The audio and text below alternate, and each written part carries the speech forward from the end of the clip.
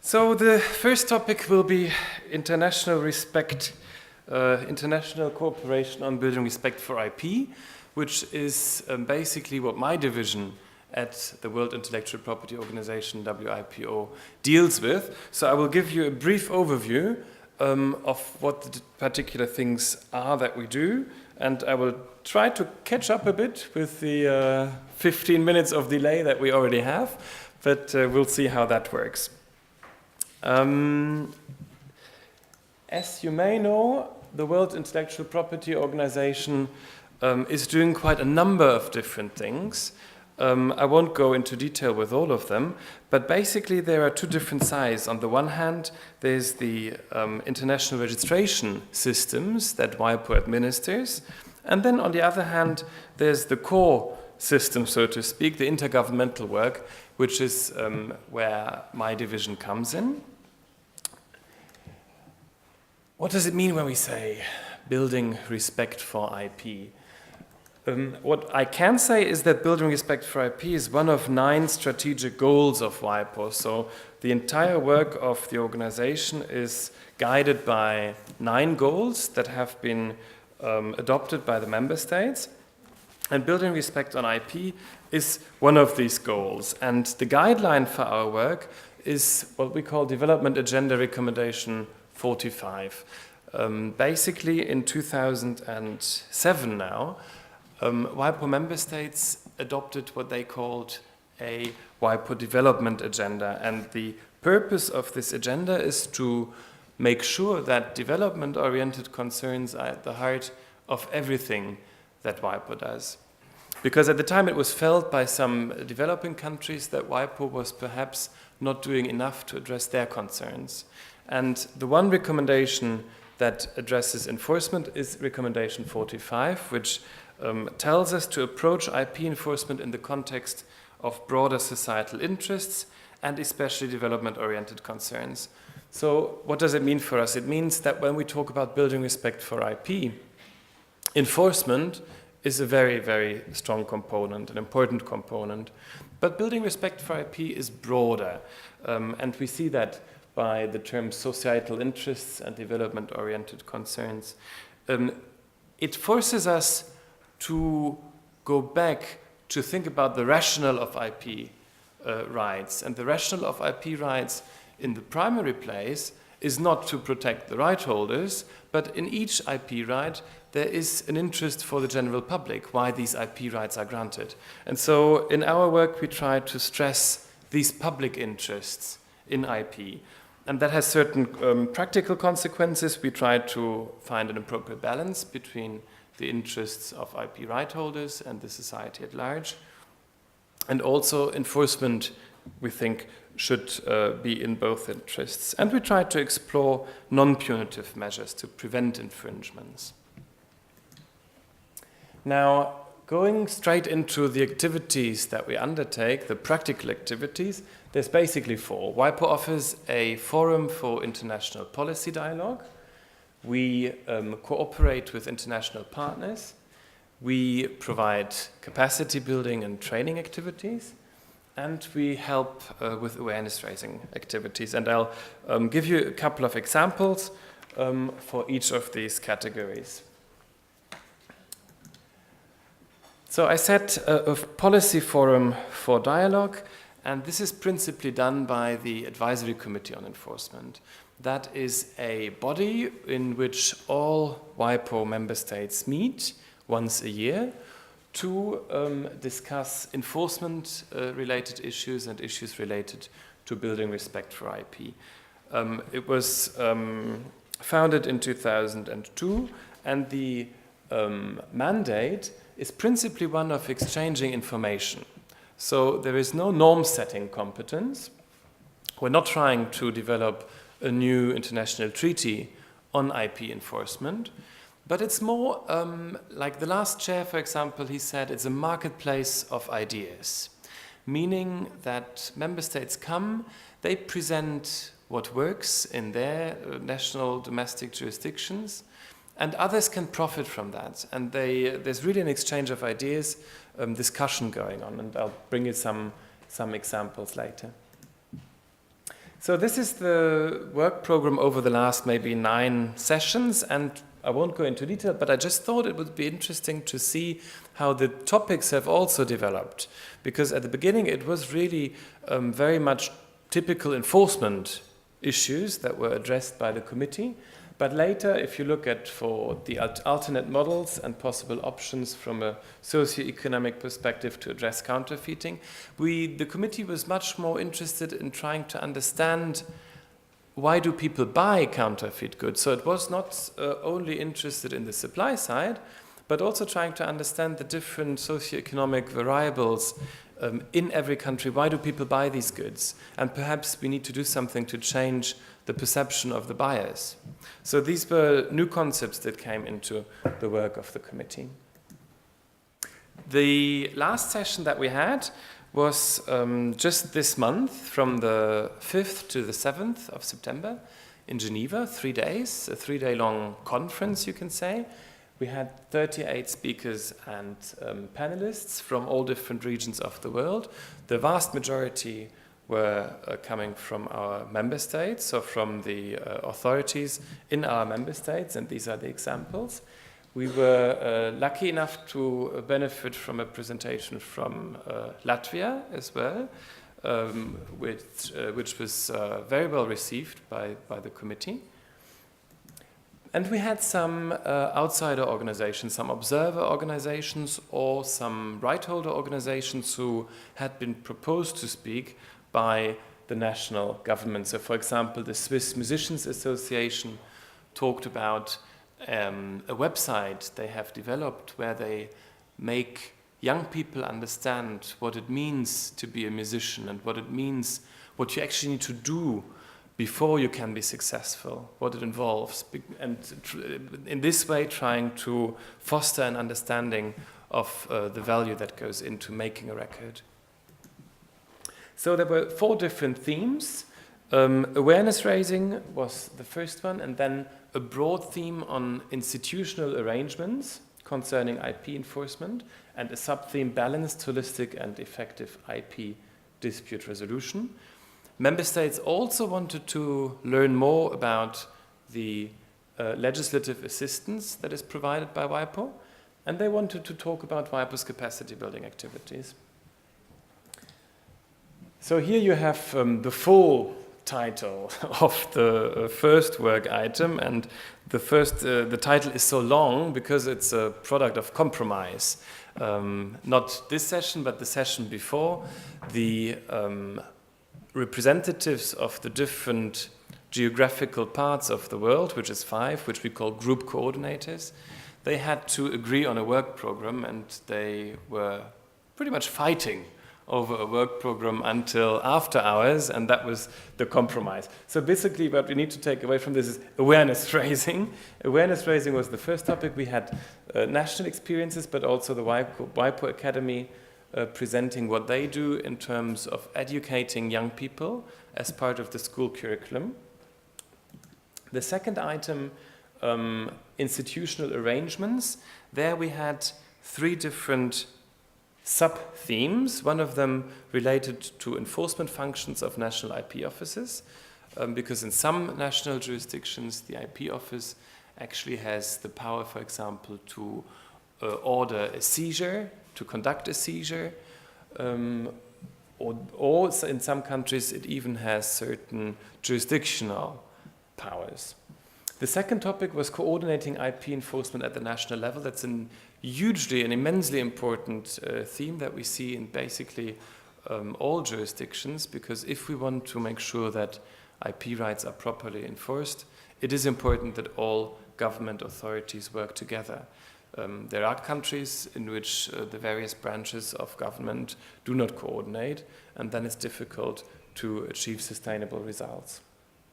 And the third topic, which I guess will be of most interest to you, the third topic was mechanisms to resolve IP disputes in a balanced, holistic, and effective manner, where we had presentations from Pakistan, Portugal, Russia, Thailand, South Africa, the UK, and 2 studies that were conducted on the theme of specialized IP judiciary, one by the International Center for Trade and Sustainable Development, which is a non-governmental organization based in Geneva, and one by the International Chamber of Commerce. So we try to have both perspective, both the perspective of the right holder and the perspective of civil society.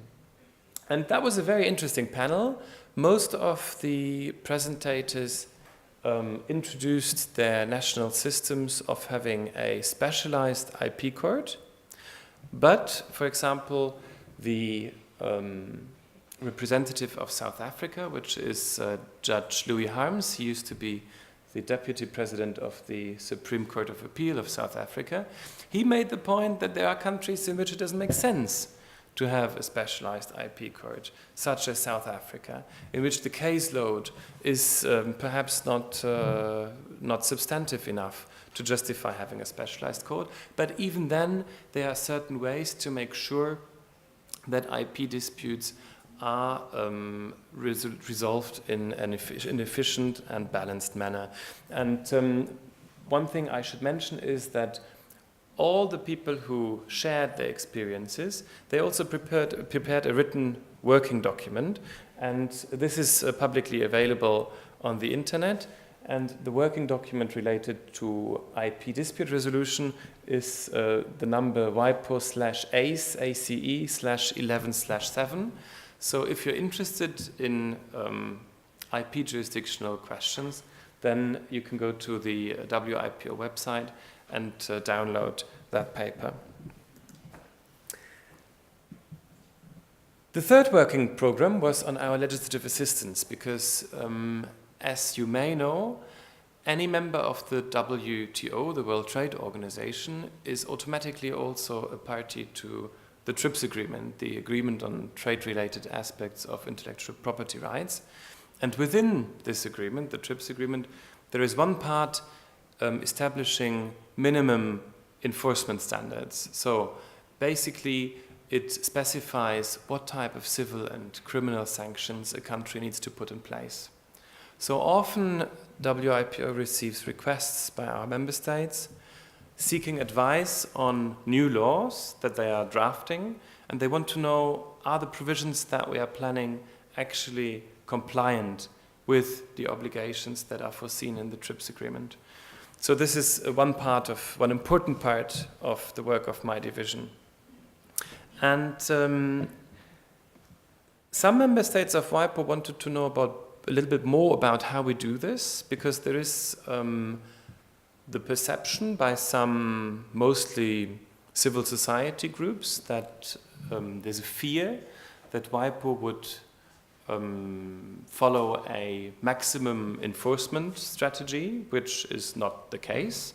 All of our work, as I mentioned in the beginning, is balanced and takes into account the development-oriented concerns of our member states. But there was this perception that maybe all that we do is strengthen the right holders' position. So they wanted to know more about it. But in the end, no country came forward, because obviously the advice that we provide is provided on a confidential basis. So we cannot come to the podium and tell everybody which member state consulted us, asked us for assistance, and what we said in any specific case. So we need to have the member state come forward. This time nobody wanted to talk about it, but we hope that in the next session, which will feature the same 4 topics, there will be more discussion on that.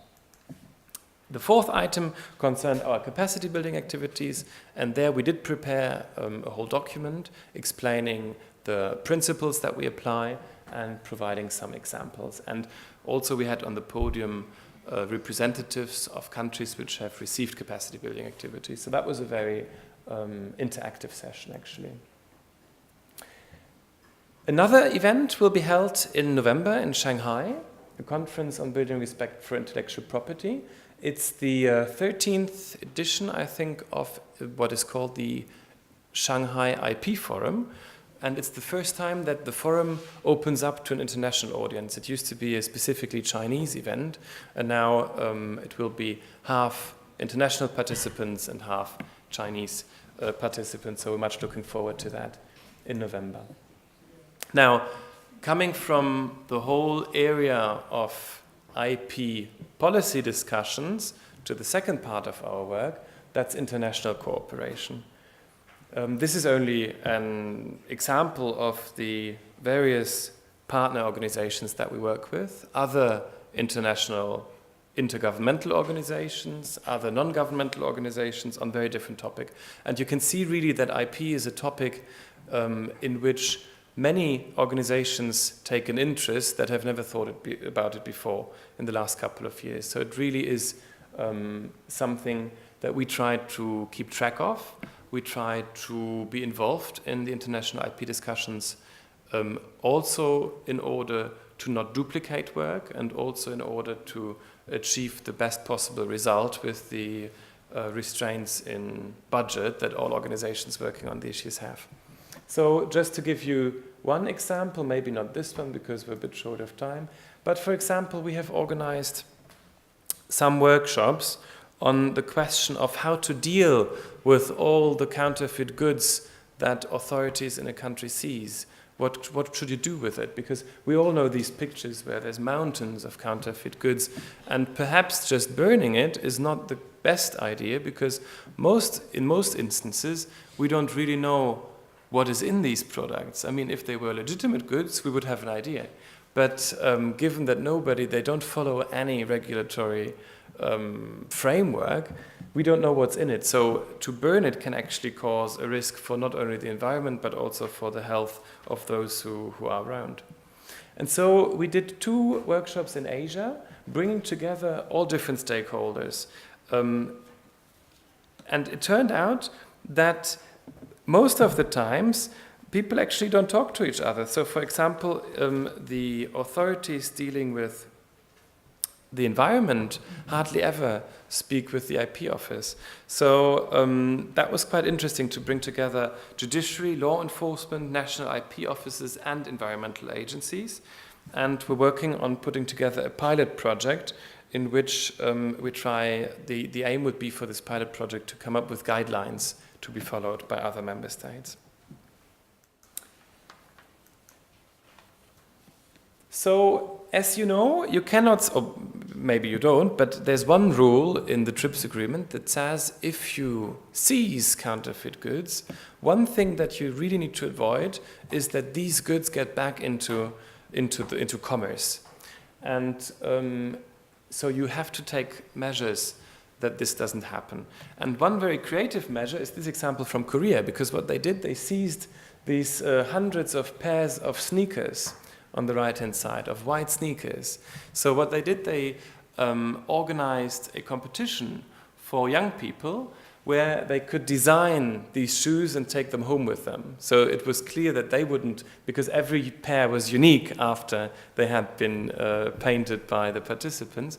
So it was clear that those goods would not end up in commerce again. And it was by far a better solution than just burning them. Now, I said an important part of our work is also awareness raising. We help member states put together national awareness raising strategies, trying to explain what the benefits are of IP and what the dangers are of counterfeited products.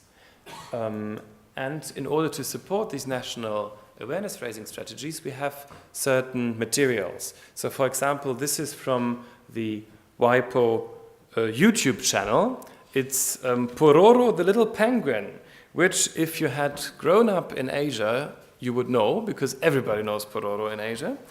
And it's basically an animated cartoon. And they have 4 episodes on IP, trying to explain to young people what IP is. And it's extremely popular.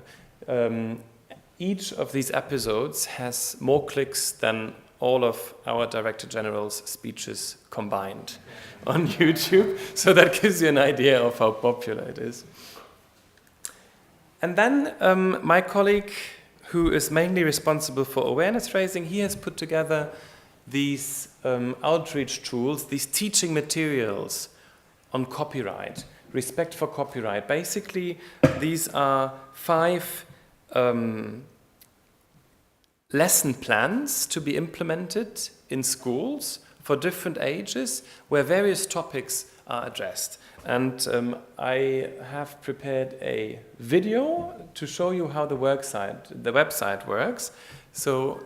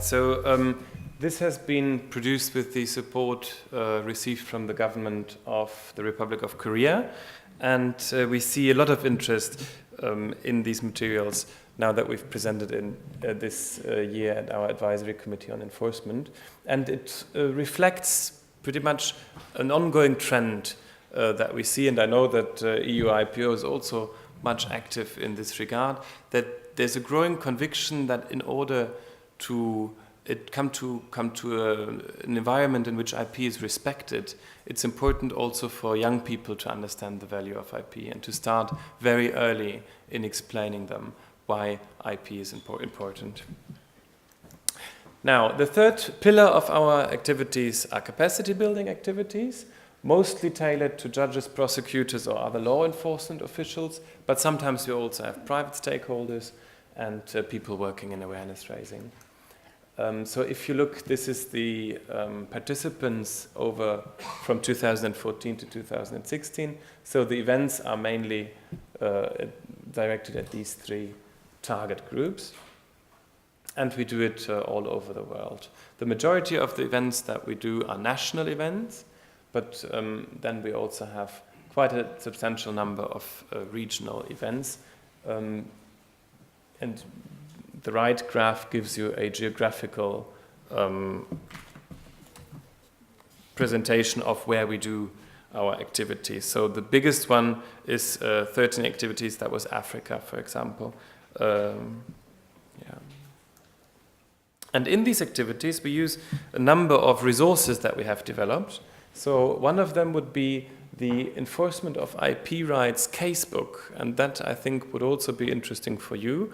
It's available to download for free. It's a huge book which has been written by the same judge that I mentioned before, Judge Louis Harms, who used to be the deputy president of the Court of Appeals of Supreme Court of Appeals of South Africa.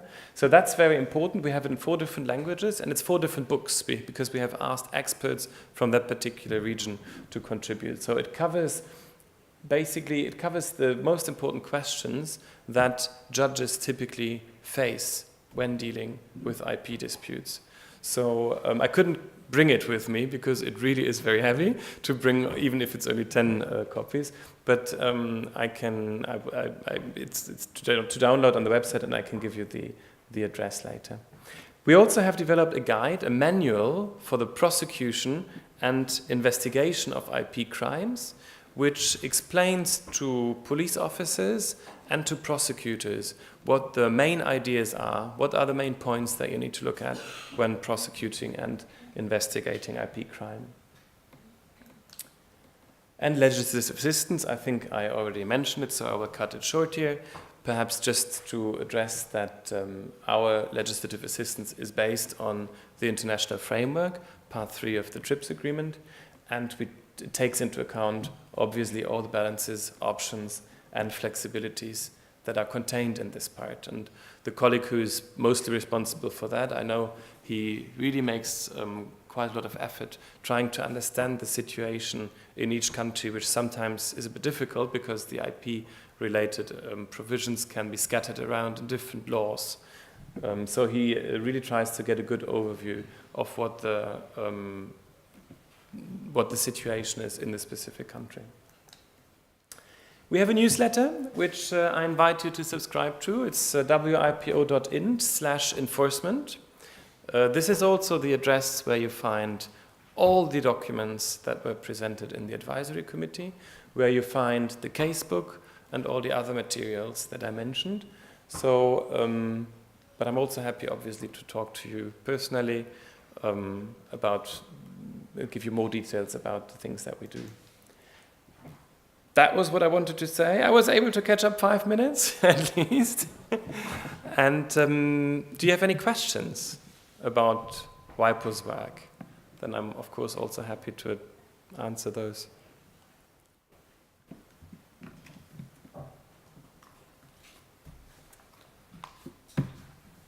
Thank you, Tobias, for this excellent presentation and insight into the WIPO's work.